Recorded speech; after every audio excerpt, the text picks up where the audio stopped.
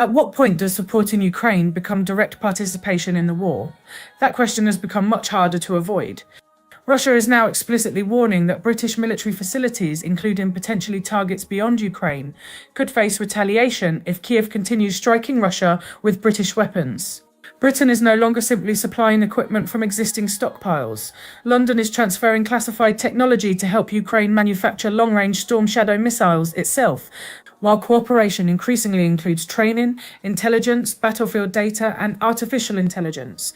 Britain says this strengthens Ukraine's ability to defend itself and eventually negotiate from a position of strength. And Ukraine unquestionably has the right to defend itself against Russia's invasion.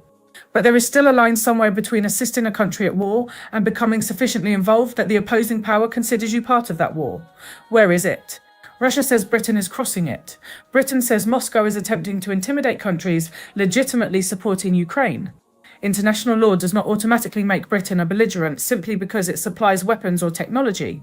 But strategy isn't determined by legal definitions alone.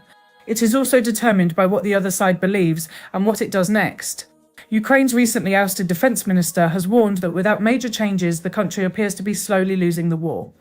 Meanwhile, Kyiv says negotiations with Moscow could potentially resume as early as September. Yet at precisely the moment diplomacy may be returning, the escalation ladder keeps getting taller.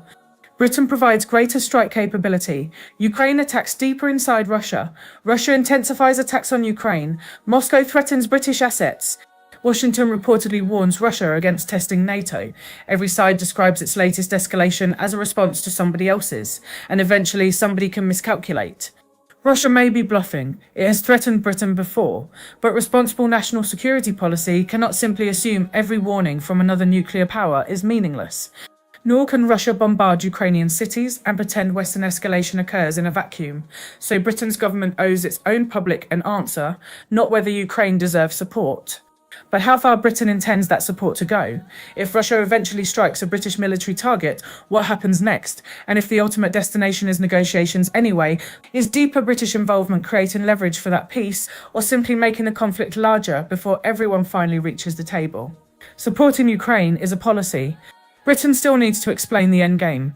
This has been the JR Voice. Stay tuned for more unpacking of global headlines.